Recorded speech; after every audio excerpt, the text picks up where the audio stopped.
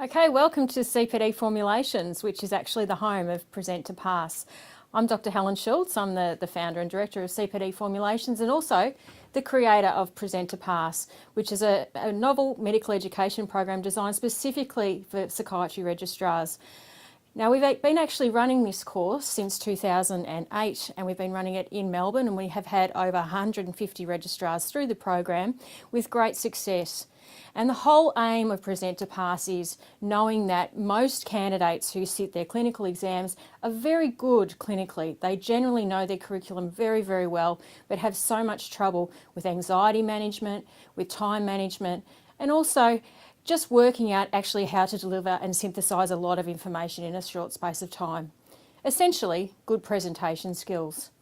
So when I created the training program in 2008, I just finished my own round of clinical examinations and I realised there was a great need to create a program to help registrars through this process and help them achieve success. I know firsthand how stressful it is to sit the clinical exams and to progress through psychiatry training. I know it can be expensive. I know you give up a lot of your time and your energy to do it. And I just want to help as many registrars as I can to continue running Present2Pass. Hence the relaunch this year. We have gone to significant trouble at CPD Formulations to revamp the program to make sure that it produces the best outcomes for you. And the purpose of this webinar today is just to give you a bit more information about what we actually do when we run our 2-day course in Melbourne and some tips in general about the clinical exams. So I hope you find it useful. The first thing we might talk about today, we might start right at the very beginning, defining the task. A lot of people come to Present2Pass and they say, we don't really know what to do in the clinical exams. It seems really ambiguous. We've got all this information. We never really know what sort of case we're going to get, and we're really not sure how to approach it on the day. In fact, if you remember that the more you know and control, the less you can fear. The more you practice and the more that you understand the task in front of you, the easier it will be to do the right thing on the day. Now, the Royal College, Australian New Zealand College of Psychiatrists is very specific about the task. And as I read it out to you, as you know, when you do your clinical exams, your task is actually, having considered the case in 7 minutes or less, please summarise the salient features, including any important gaps in the history and mental state examination, and give your formulation, diagnosis and differential diagnosis. Your time starts now. In fact, it couldn't be any clearer. The college wants you to present the salient features of a case. The college don't expect that you're at medical student level where you're a journalist and you replay back what the patient is telling you. They want you to synthesise the clinical information. They want you to take your academic knowledge that you've gained from a whole range of different areas and synthesise it into 2 minutes. So that's a very easy task to do, and what we teach you at Present2Pass is tips and techniques about how to achieve that. So that's the first part of the information I wanted to present today for you. The other most important part about Present2Pass is the level of scrutiny that we go to about your presentation style. If you like, what you say is very important. Of course, most registrars know what to say in the clinical exams, but how you say it and how you convey it is what gets you over the line. Let's face it, we're all human beings. We focus very heavily on non-verbal communication. So from the minute that you walk into the room with the bulldog and you sit down in front of the patient, the examiners are examining you. Although there are specific marking domains, of course they're going to be looking at whether or not you look confident, self-assured, whether you're able to have a peer-to-peer discussion when you present your case, rather than looking down at the floor or at your notes and being too anxious and stepping away from conviction about your diagnosis, for example. So how you say things, the pitch, the tone of your voice, your body posture, etc., and how you convey that by the way that you dress for the exams and maintain eye contact are the things that are going to make it look like you deserve to be a psychiatrist. So these are the sort of things that we focus on in Present2Pass. I'll now just spend a little bit of time on the marking pro forma. The marking pro forma, as you know, has changed over recent years, and it's certainly changed since when I went through. When I went through, there was a global rating domain, for example, and that's now gone.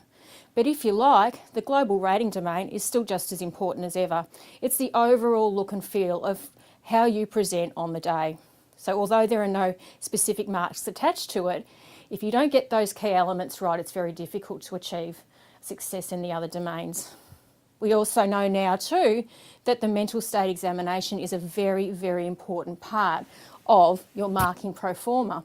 Being able to present a succinct and comprehensive mental state examination that is accurate is crucial. It's a sudden death domain in the exams.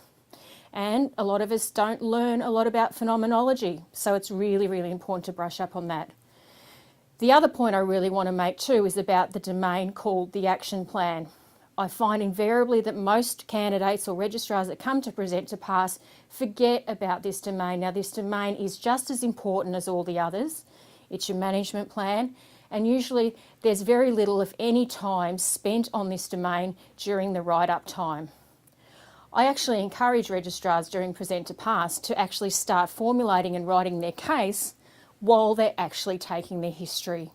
So having a component on their manila folder or their card where they're starting to chunk broad headings about the action plan is crucial. You don't have time to write an action plan in the 20 minutes thinking time that you have. And it's very easy to do that. The other thing that comes across very professionally is if you own the action plan. One thing that examiners really don't like is when you make an action plan generic. It's just a broad action plan that could apply to anybody. Your task is to think very carefully about what you would actually do if this was your patient. What would you do now? What would you do tomorrow? What would you do next week? What would you do in 6 months? So you can actually structure this while you're taking the history. We're now going to move on to something that we're very proud of at CPD Formulations, and it's our 5P approach to presentation. It covers the following domains of planning and preparing, so doing all the groundwork, doing all the practicing, brushing up on your curriculum, learning how to formulate a case, understanding a mental state examination and phenomenology are all the most important parts of the base of the pyramid, the strongest parts of your presentation. Then the next phase is presence, the way that you actually appear and present in the room, how you control the interview. Your presence is everything. If you appear anxious and nervous, you'll make your patient anxious and nervous, and in turn you'll make your examiners anxious and nervous. So your presence in the room is crucial. We then talk about polish, and that's why when you come to Present2Pass, we ask you to come dressed in the attire that you're going to wear on the date of the exams. It's part of the in vivo desensitisation, but when you get your filmed recording of your performance, we want you to go home with that video and we want you to watch it and watch it and watch it and look at how you can polish your performance.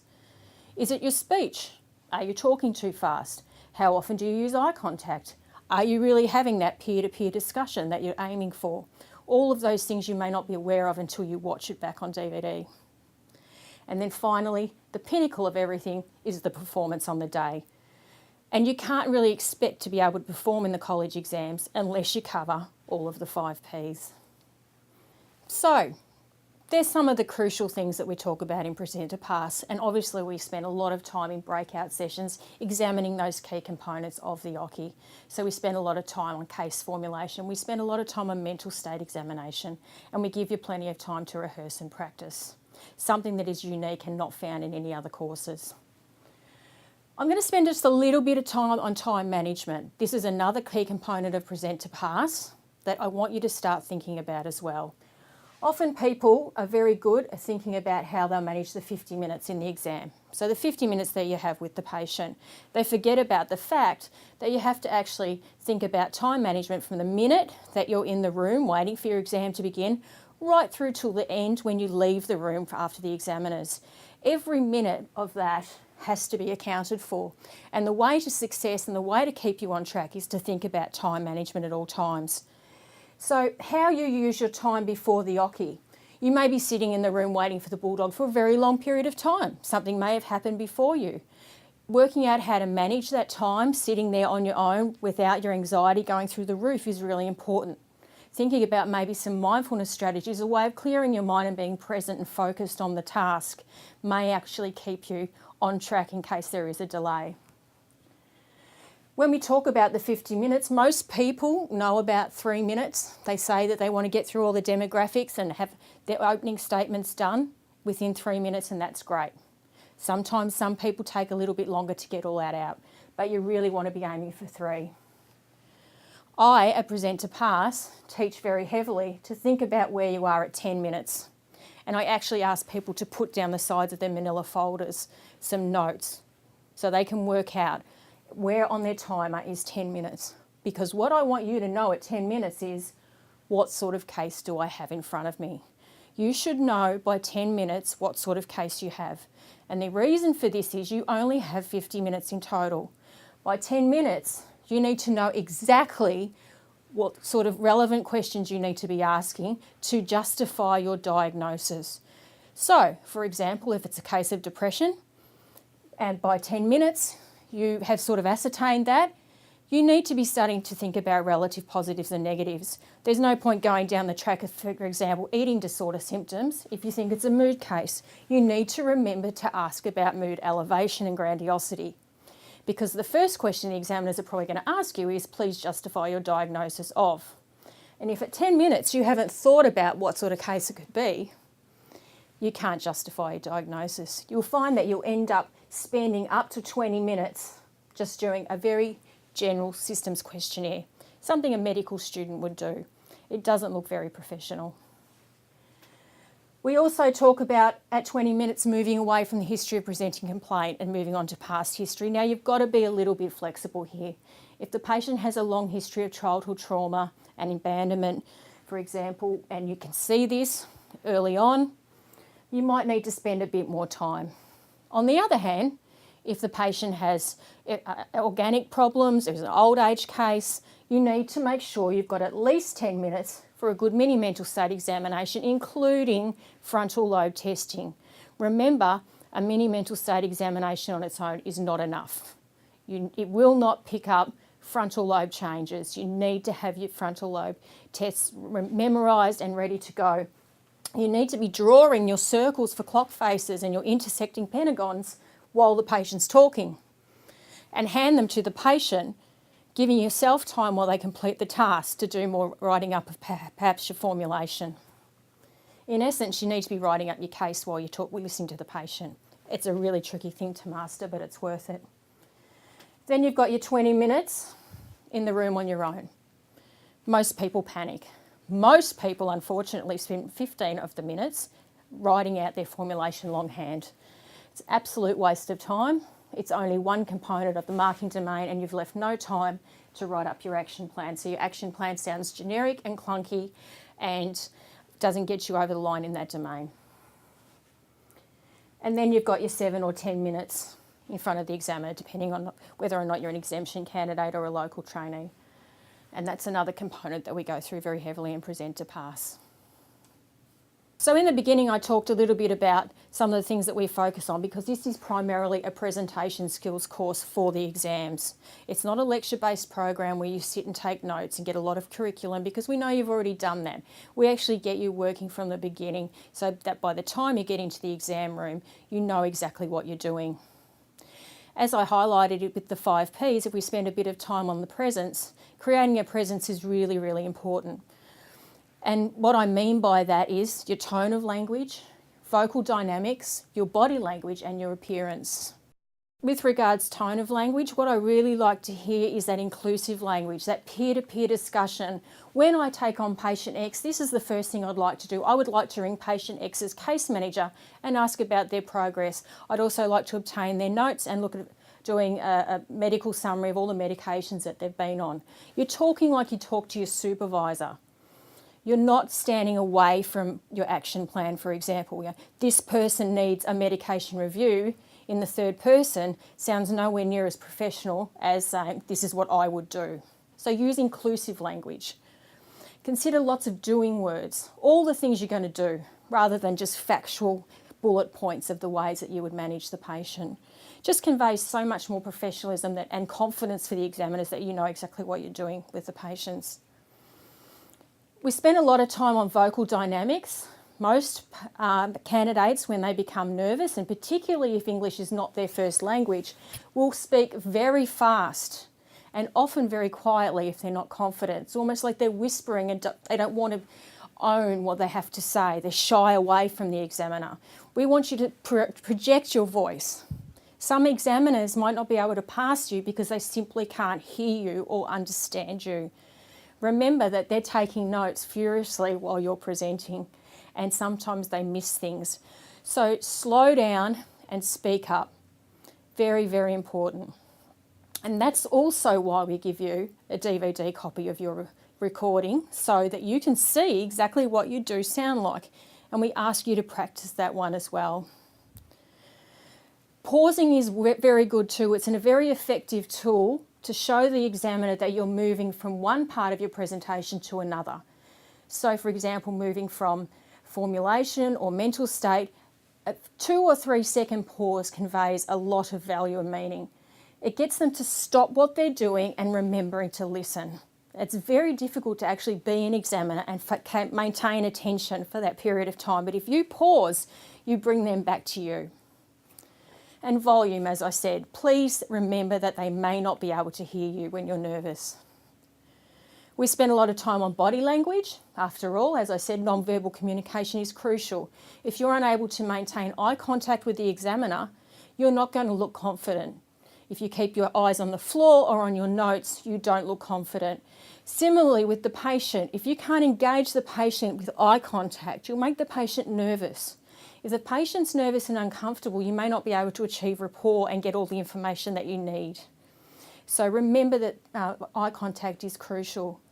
So is facial expression, so are hand gestures. Every part of the way that you present is important. Now we know that you're sitting down in a chair, you're unable to move around a room, unlike general presentation skills courses where you learn how to work around the floor or move or stand still, etc. We know that you're seated in a chair in front of the examiners and there's usually a desk in between you and the examiners, but you can still make that work for you. So keep your manila folders or your clipboards down away from your face so that people can see you, and remember to actually engage the examiners. Finally, I can't emphasise enough about the importance of rehearsing. Rehearsing to anybody you can find, rehearsing to a mirror, rehearsing to children.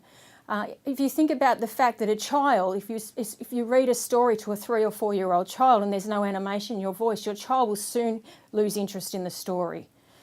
So you've got to work out, you've got to remember that animation is really important. You want to convey a really succinct and sophisticated story about the patient in front of you. You don't just want it to be a series of facts. So remember animation when you talk. And practice as much as you can. Remember to always practice against the clock too. And particularly in the exams, if you realise you've forgotten to set your timer, stop and reset your timer. Do not keep going. You will be so nervous you will not know where you are. Stop for a couple of seconds and set your timer. It's much better than trying to do it not against the clock. Make sure your batteries are fresh in your timer. Make sure you understand your timer. So many people get nervous and forget to press go. So always do that. And also, if you don't have 50 minutes to practice seeing a patient, just see a patient for 20. See if you can get that history of presenting illness out in 20 minutes. See if you can present a mental state exam in 3 minutes. Chunk it down if you don't have time to practice. So what do we actually do at Present2Pass when you enrol for our workshop? Well, we're based in Melbourne and we run a comprehensive 2-day workshop involving a lot of key people that help bring a comprehensive full 2-day workshop together, including some college examiners, professional actors that play the roles of patients and do a really great job with their clinical vignettes to actually provide very difficult cases to test you. We also have professionals also speaking about anxiety management, as well as myself coaching on presentation skills.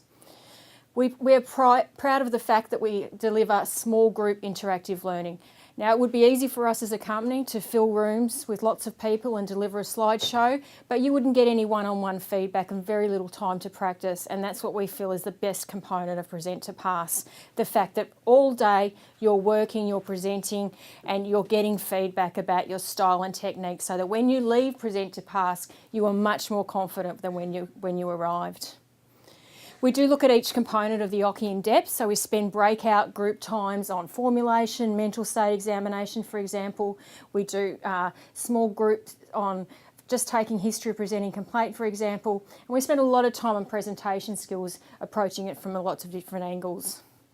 You will learn useful tips and tricks for delivering your best performance on the day, and you will go home with a live recording of your performance so that you can actually see how you present. With regards to our success, well, we've had over 150 registrars through our program, either for one-on-one coaching or into our small group format learning. All participants state that they would recommend the program to others. So every time we run a course, we have an evaluation form, and we have a 100% strike rate on that one, which is just great. And in fact, most of our referrals come from word of mouth. We are also very aware and sensitive to the need of exemption candidates and overseas trained doctors who often have difficulties in presentation skills that are different to other people, to other local trainees, for example. And we will help you and accommodate that and be flexible on the day.